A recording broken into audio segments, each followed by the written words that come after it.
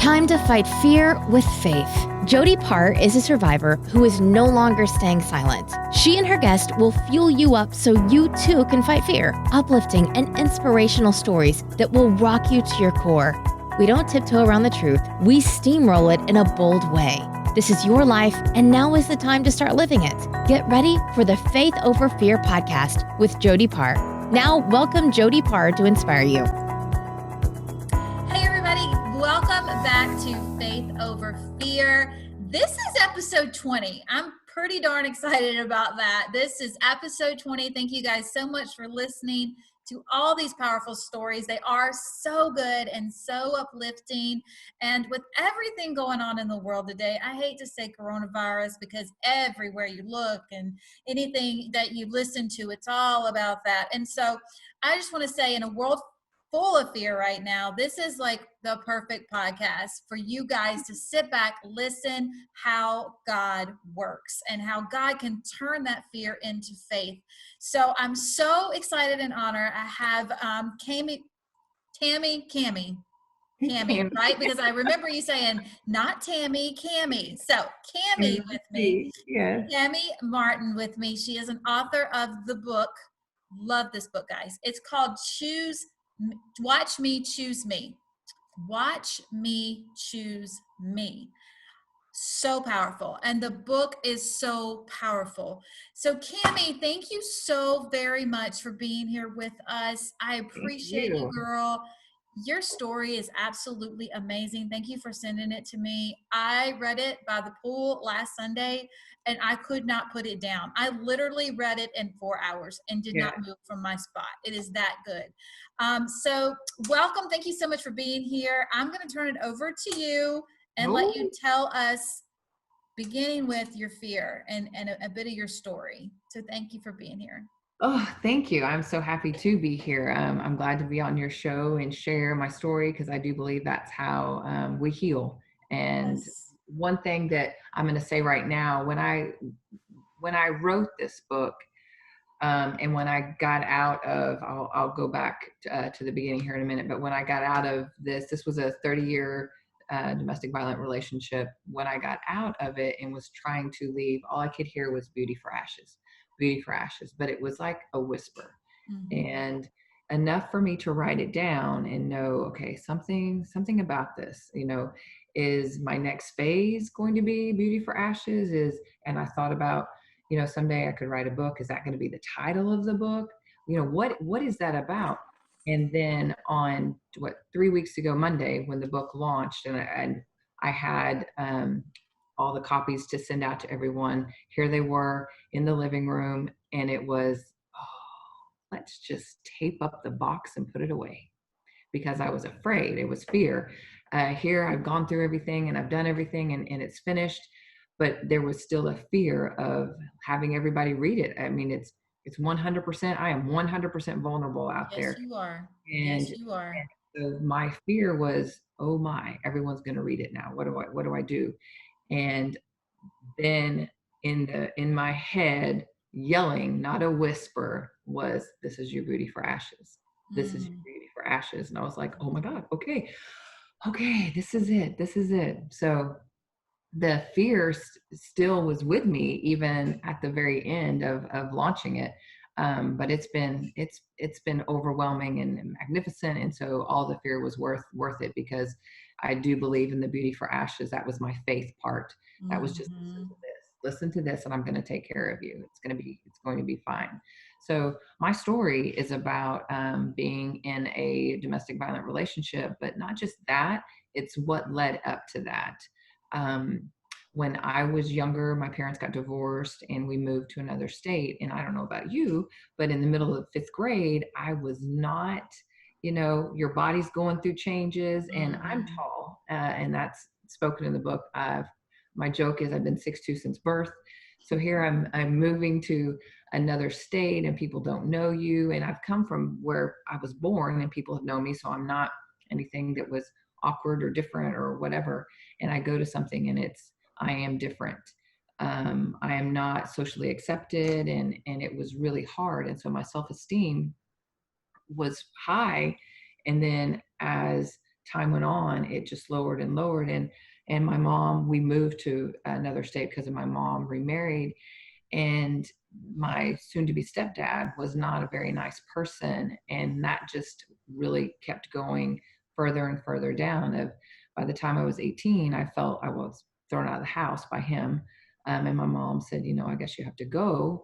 And I look back at that and I can see some things like that. I mean, I have forgiveness all through this book, Yeah. and even in myself, for not being able to see signs and different things like that. But when I met my ex now, I had no self-esteem at all. And my fear then was no one's ever going to love me. No Yeah. one's ever going to care about me.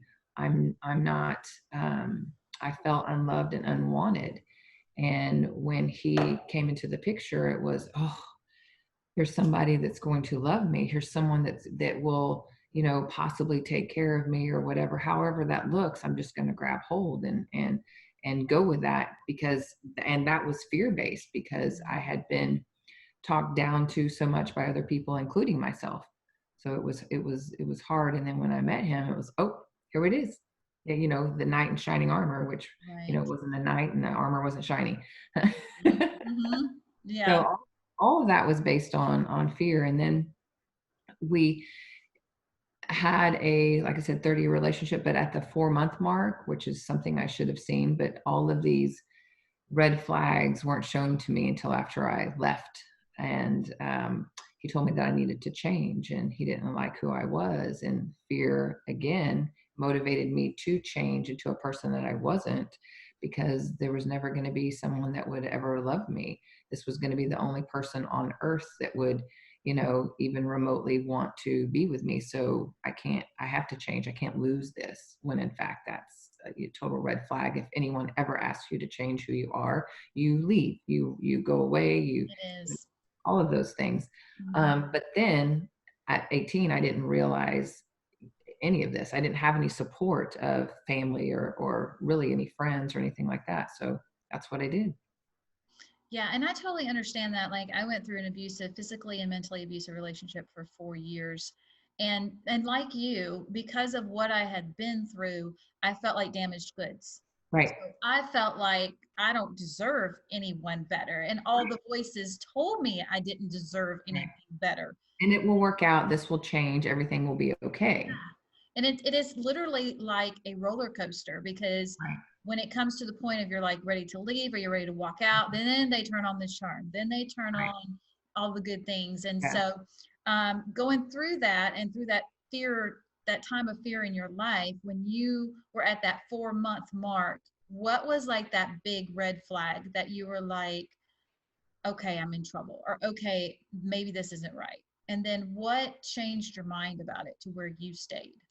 They're really the red flag that I should have seen was that I needed to change. And because of my fear, I didn't see that red flag. And so I made the changes that he wanted, so I could be the person that he wanted, even though I wasn't being me. So fear is what kept me from seeing everything. And fear is also what kept me in that relationship. So, and I think I lived through fear probably most of my life, fear of people either leaving me, or fear of people not wanting me or not wanting to be my friend, not liking me. I mean, I lived with a low self-esteem for a very, very long time, for many, many, many years. And he just continued to fuel that as the relationship progressed. And that's when it at 4 months, when he said, change or whatever, and I changed, all the other things that he did were very small until probably the last 10 years. And then they were all big. And I still didn't see them until the very last. Like I talk about in the book, my abuse was emotional and mental, financial, which a lot of people don't understand the financial Loved how aspect. you picked up on financial, because that is a big one, and that was huge in the relationship that I was in too. Yeah. He controlled all the money. Even if I made money, he controlled that money. Right. And you don't realize that's a form of abuse. And so the Yeah. fact that you said it's called financial abuse and you pinpointed that, I love how you did that in the book. That was Yeah. so good. Because I think a lot of people don't know about it. In fact, I didn't know about it until I went to the YWCA and I did some training and stuff with them, and that was one of the things. And I was like, oh my gosh, this is Yeah. me. You know, I never had enough money. I needed to find a new job, and if we didn't have enough money for bills, then I needed to go find another job because it was all my fault. We didn't have enough for bills and everything. And again, living in fear of I need to go do this because he's mad. Everything I did made him mad as we furthered our relationship. There was nothing that I did that I felt like made him happy. It could have been something at work that went wrong and it was my fault. It could have been something he walked in the house, or our kids might have done wrong or whatever, which wasn't a big deal. And it was whatever it was my fault. And so the mental, the emotional, the financial, and then last, the sexual abuse. And it was the sexual abuse that opened my eyes to where I was like, okay, this is not right. And it was like literally one day I had blinders that were taken off and I could see. And I was like, oh, I have to get out of this. And I have to get out of this now. Right. And I think so many, even of our listeners, have probably been through times where fear is fear of people not liking you or fear of rejection. Right. And that was a big one for you, even growing Oh, up. yes. And yeah, and you know, that was something that I was so proud of Fear of you my kids, saying fear that. of my kids rejecting me, or judging or shaming or whatever, through all of the things that I mean, fear of everyone, fear of writing this book. I feel like a lot of times I lived in fear most of my life until literally like the last 3 years. I have not lived in fear, but previous to that, that's all I lived in was fear. Yeah. Me too, girl. I was in it for 20 Yep. plus years, just Yes. everything. Yes. And I think about all this going on in the world today, and like, you know, 10, 20 years ago, I would be in a closet crying somewhere thinking the whole Right. world's going to fall down. But Yeah. because of what I've been through and what God has taken me through, I'm like, you know what? This fear is not going to stop me. It's not going to, you know, I am going to Right. stand on faith in everything. I'm going to stand in God's word. And I think that that's so important because, guys, if you're living in fear, it will paralyze you. It will scare you. It Absolutely. will keep you up at night. And even whenever I lived in an abusive relationship with my ex, it was walking on eggshells. Like you were afraid Every to day. say anything or to do anything. And I could relate to that in your book. Yes. So 2 weeks, I put in this in the book, 2 weeks after I left, and it was literally the middle of the night, and I woke up and I grabbed my phone and I wrote it down, and it's still in my notes part of my phone. It was, your days no longer revolve around when you're going to make him mad, not if, when. So And and just in writing it and saying it and thinking it, I was like, oh, I'm free.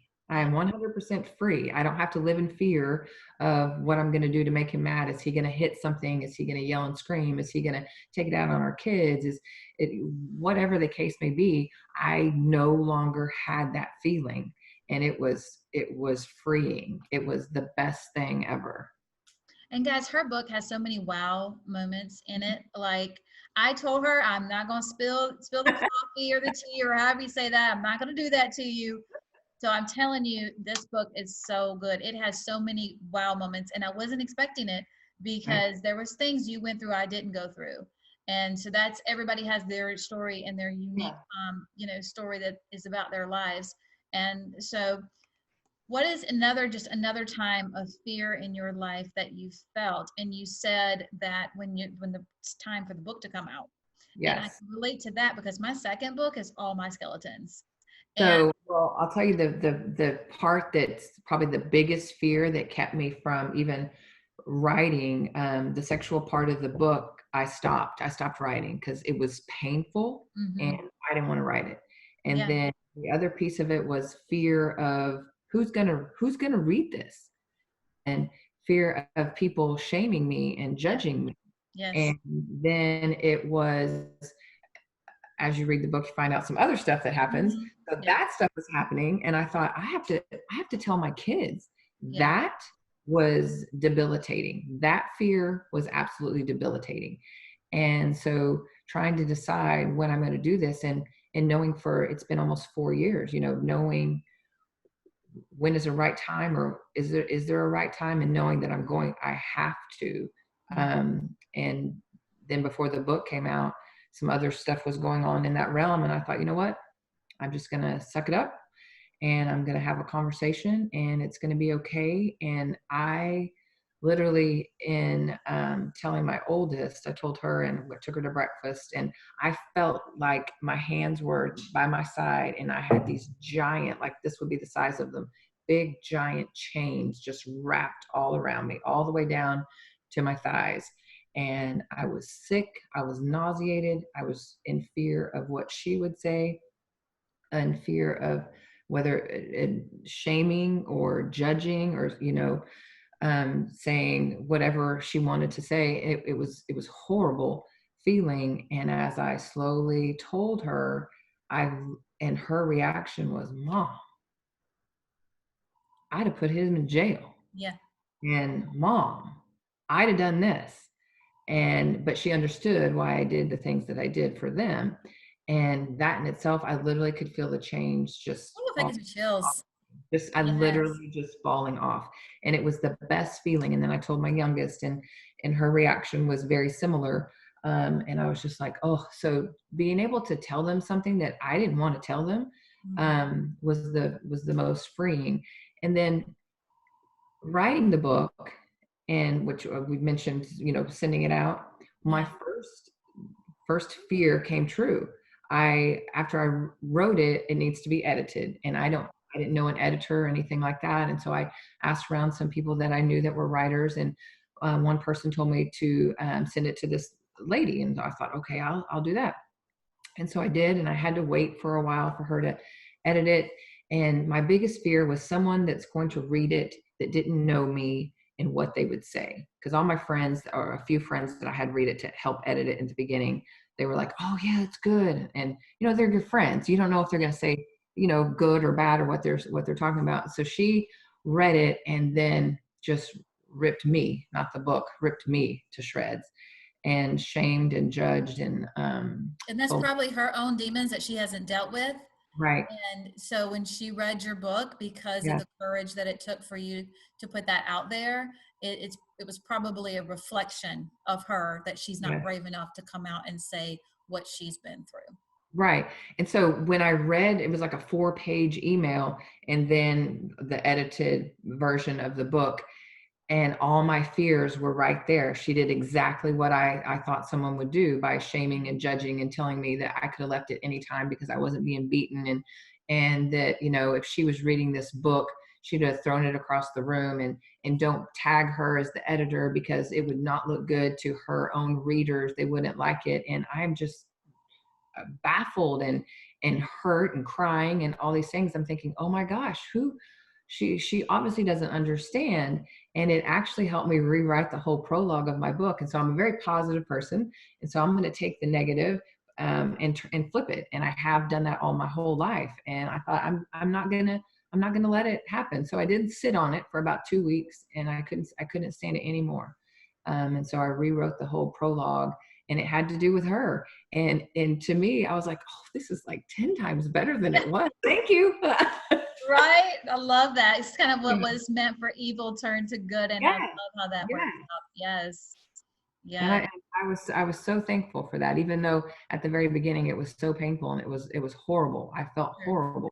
And then that did put doubt and fear in, is the book really good? Is it good enough? Oh, Is it it's good. It's really good. And like I said, it actually helped me because my second book, with all my skeletons and everything, I've had the voices in my head that are like, you really want to release that? You really want to put your business out yes, there? you You do. really, and by reading your book, it honestly inspired me so Oh, much I'm that so happy. Thank you. yes, I do. I am ready to do that, because I've been sitting on that book for a while for different reasons, but I knew that God would let me know when the timing was right. And I felt like after reading your book, that clarity was there, that Yeah. yes, I can move forward. So thank you for your courage of putting that book out there and standing in your truth, girlfriend, and standing and being bold against what people might say or the judgment that you might have.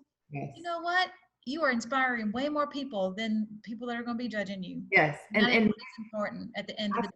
Yes, I feel like there's other people that have walked in my same shoes. Yes, there Whether it be, definitely is. whether it be the financial part or I know the mental and emotional part, but I know there's other women who have gone through the same sexual part that are Right. sitting in a corner and, not wanting to share or staying in this relationship because they're so afraid of what might happen to them.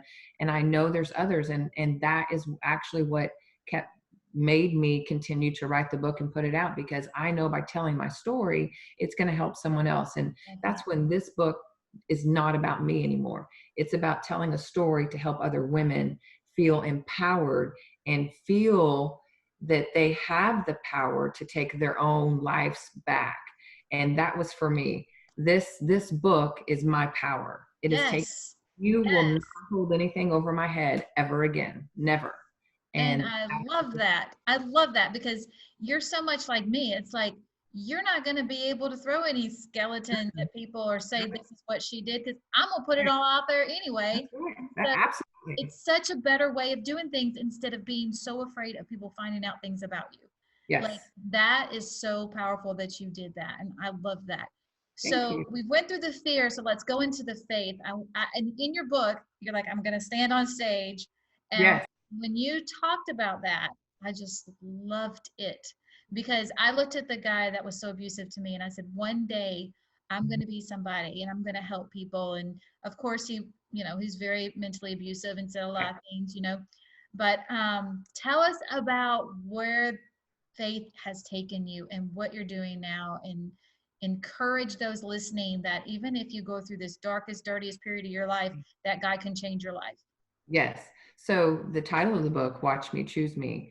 So there's the story, which you've read, and I will tell that because that's the story in all of my speaking. Is that's the one story that will always be in there, because that was a pivotal moment for me to say, I'm done. Yeah. Watch me.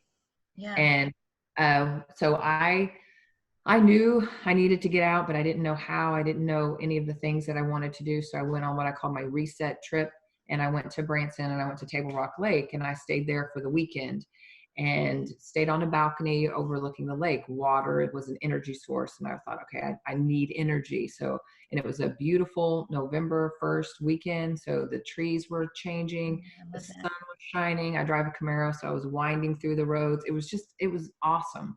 And I sat on this balcony and I journaled and I listened to music and I tried to find the things that I wanted. What did I like? And it's very hard because I didn't know what I liked. I hadn't made a decision really for 30 years. So it was hard for me to figure out, but it was the biggest thing is, what do you want to do? And that's a question that I ask everyone is, what do you want? Mm-hmm. And I don't mean I want world peace. I want the virus to go away. What do you deep inside just want for yourself? Yeah. And so that's what I asked myself is, what do you want? And get to the core. And it was like, I want to be a speaker. I don't know what I'm supposed to speak about, but I just know deep in my bones that I have a story that I am supposed to be telling. And I've known it for about 10 years, but I don't know, what it is. And so that was one of the things that I wrote down. And I went back home and full of energy and excitement and knowing this is what I want for myself. I'm so excited. I can't wait. So you've went on this amazing trip and it's so awesome. And so what happened when you came back in from that trip? So when I came home and I walked in and my kids were super excited to see me, and then I waited to see, is he going to come to the kitchen or where's he at? And so I walked in and he was sitting in his chair and he said, so you finally decided to come home. And I thought, oh, yeah, okay. So everything about me just left. My happiness, my excitement, the joy, all those things. And I thought, you know what? I'm not going to deal with this. I'm just going to go. So I decided to go take a bath. And I ran some bath water and I got my earbuds and got back in and listened and tried to get all that joy and everything back that I had just had. And after a few minutes, he walks in and says, so tell me all about your weekend. And I thought, no, I'm good. I'm not going to tell you anything about it. And all this is going through my head. I'm not saying that out loud. I was one of those that I froze or I fled. I was not a fighter. And so I just had a conversation in my head and I thought, no, I'm not going to say anything. All is good. And then he said, come on, tell me all about it. You were so excited. You were so excited. He walks in and says all this stuff. And I thought, no. And I sat there for a minute, and this voice says, tell him. I thought, no, I'm good. And then it got a little louder. And I know all of us that have had conversations with God know we don't win that conversation. No, you can't argue with him. You'll never win. We still argue. We still have that. You And so can't argue, but you won't win. no, and I didn't, but I kept arguing. I was like, no, I'm good. And then it got louder and it said, tell him. And I thought, okay, fine. So I went on to tell him all about the drive and all about the trip and the balcony. And I had ordered room service and I stayed out there literally 24/7. I came inside to sleep and that was about it. And how I wrote down and journaled all the things and my hopes and my dreams. And I told him what those were, that I wanted to speak and I wanted to do all these things and listen to music. And I just got so excited about everything. And he stood there and he crossed his arms. He's standing in between the vanity and he's crossed his arms and he said, so, you know, you're a quitter, right? Like what? No. All of this again in my head. No. And then the voice, get up. I was like, no. You saw what just happened and why I didn't want to tell him. Yeah. Why would I get up? No, I'm not getting up. And then, you know, a few seconds later, get up. And I'm thinking, no, I'm not getting up. This time I'm not listening to you and I will totally not do what you say. And then almost like not a roar, but very loud, get up. You're stronger than you think you are. And I thought, you know what? Yes, I am stronger than I think I am. And I get up and I walk over to him and I tell him, I was like, look, I'm not a quitter. I do what I say I'm going to do. You just might not see it because all your verbal attacks on me aren't worth it. So I'll continue to do it without you seeing what I'm doing so that I don't have to hear you. I said, but watch me be a speaker. Watch me do things that I want to do. Yes. Watch me. And I walked out of the bathroom, not out of the house, but I walked out of the bathroom. And that was the day I decided I'm done. I can't do this anymore. There's nothing that I can do that's going to make this person happy. And I need to choose me. And that's where the title came from, is Watch Me Choose Me. So from that point on, I figured out my how to get out. And it was everybody's how is going to be different. You know, we all want to confide in our friends, which we should. But if it's something that is life-threatening, you need to take on some other action, whether that be through the YWCA that's locally or some other domestic violent help, if it's something that you fear your life for. But for me, I knew my how was a little bit different because he threatened to kill himself a million times. And all of that was control as well. Right. So I left in different, you'd say, short steps till I got to my own apartment. And then that's when all hell broke loose and he lost his cool and went crazy and all those things. Which is all in the book. We're not going to tell. We're not telling, but it's all in the book. And it's good. It's good. So figuring out your how is a big thing, but not focusing so much on the how, but just doing the baby steps of making a plan, and the how will come. Just like my how came, it just was like, oh, there it is, let's go. Yeah. And then once that decision was made, my faith, I knew what I was doing was right. I knew I needed to choose me. I knew I needed to choose my kids. I knew definitely for my youngest as well, I needed to take her out of that environment. Even if it was 50% of the time, she needed to be out of that. Right. And so that I knew that was right. And so my faith was, we're going to find a place to live and we're going to have the means to take care of it. Even though for a bazillion years, I've been told I don't make enough money to do anything, but all of a sudden I had enough money to pay rent. All of a sudden I had enough money to do all these other things when I didn't make any more money. So all of that was crazy. But I do look back and I see that I did get another job, a different job that I was able to go to. And so I could connect the dots going backwards after the fact, seeing what was in place for me that I didn't know what was happening. And it made sense of why it happened. And here I was.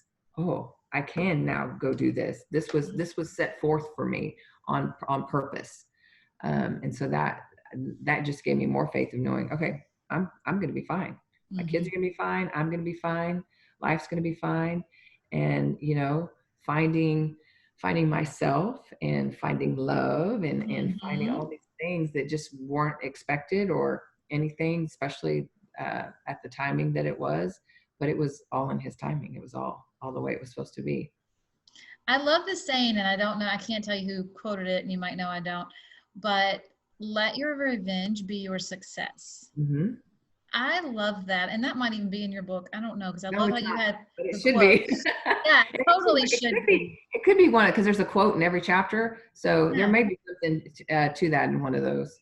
And I did love how you did that on each chapter. You had like a little quote that was powerful, and it was, but So yeah, that's just, stop. Don't try to get revenge on people, because right. No, narcissist people, abusive people, these patterns it's that they there. have, you're never going to get revenge on them. No, you Let won't. your success be your revenge. Yes. And girl, 100%. yes to that. Yes. So you have spoken on stage. Watch Yes. me. Yes. Tell us what you're up to now. Tell us what you're doing now.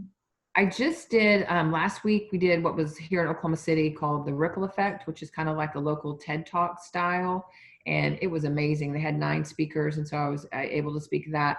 Mallory's had a couple events, and one of them I spoke at a year and a half ago called The Gathering. Yep, I remember that. A dinner of over 100 women, and that was the first time that I was truly vulnerable and told the sexual part that I had never told but maybe 2 or 3 people, and I told it in a group of women that I felt safe in. Yes. And it was freeing. And that's when it was, I'm going to write this book. I'm going to write a book. I can do this. Yeah. I'm going to share my story and do all these things. And so that I've done. And my goal now is to go out and speak at like the YWCAs. They put on different events. I'd love to be a speaker at one of those, any women's groups, retreats, things like that. So I'm trying to get the word out to speak at those type of events. And also I'm building a platform to go and speak to middle school kids, high school kids, and college age kids to know what healthy relationships are and unhealthy relationships. Because I do believe that had I had something like that, I would have seen the red flags sooner. I would have seen that my self-esteem was something that needed to be worked on. And so those are the things that I want to do, especially college age kids. I think the girls are so caught up with the proposal and the and this and that and the wedding and planning all this stuff, and not about the relationships. What is this red flag that you should have seen? What is this possession that someone has of you? There's so many things that our kids are in that it would blow our mind if we really knew what was going on. So that's another platform piece. So I'd like to be out and speaking and telling my story, but also to help other kids, teenagers, young adults see something maybe that's happening to them before they make a lifelong decision. Yeah, and that's so good, because you do get baited in, and Oh, sometimes you get in absolutely. so fast, and it happens so fast, and before you know it, you're in that cage, as I Yes. call it, the cage of abuse, Yes. and you don't know how to get out. And there's so many people that would come to me and they'd say, well, why don't you just leave? Right. And I said, until you walk in those shoes, you cannot say that. Well, my favorite thing that I like to say now is, how do I escape a prison that I didn't know I was in? That's a good one too. Yeah. Yeah. You can't escape So something you don't know you're living. that's so true. I knew I was, though. I mean, I knew I it didn't know wasn't I right. was. Yeah. Yeah, I knew it wasn't right. I knew the way he was talking to me wasn't right. And I am a fighter. Yeah. So I would be like, right back at him, So No, I'd be like running out of the room. I don't like confrontation. So it was just an added piece that I think made it more difficult for me to see. yeah. Okay. And I love that your strong point is that God gave you the words, watch me. Watch me. So when you were ready to fight back, that's just, those 2 words were so powerful. Just watch me. Yeah. And guys, when you're listening to this or watching this, just say those words to yourself. Say, watch me do this. Watch me. Yeah, that's powerful. Me. So that's the thing, is the second part, choosing yourself. Yeah. You're not being selfish by choosing yourself.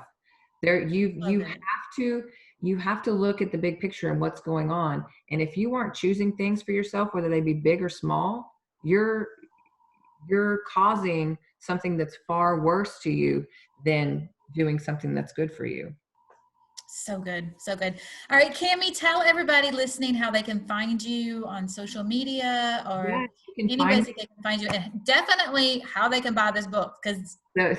and we'll put the links below too, but go ahead and So let the book everybody is know. on Amazon and all those places. So you can go to Amazon.com, Barnes and Noble, Books a Million, all of those places. But you can also get it on my website, which is Joyus, Joyus. So joy and us together. Joyus Livin without a G, JoyusLivin.com. And you can also find me on that through Facebook, and you can find me through Cami Martin on Facebook as well. On my website, I have blogs, and we have, like, I have a shirt on, but you can't see it, but it's also, and we do I a love that. workshop that says we do an I am workshop. So I am enough, I'm strong, beautiful, powerful, worthy, all of those things. So those are on there. But it's all about empowering and knowing what you are and what you're wanting. You can find me on social media. I'm also Cami Martin on Twitter, on Instagram, Joyus Livins on Instagram. But the website for sure, you can find the book. And if you order from the website, I can sign the book and send it to you. Nice. Yes. So good. Well, thank you so much for being on here today. Your story is so inspiring. And like I said, there's so many wow moments in it. Like, just, I'm girl, glad that you liked it. I loved it. I mean, I couldn't put it down. down. Yeah, it's so good. Guys, thank you so much for watching. You can find me online. It's under Jody Paar, JodyPaar. Social media, the same, Jody Paar. You can find me. Thank you for watching and listening. And guys, just know, no matter what fear you're going through or hard times you're going through, that God can always turn your fear into faith. So I hope you have a blessed time and blessed day. Thank you so much. Thank you again, Cami. I Thanks, appreciate Jody. you, girl. All right. Bye, guys.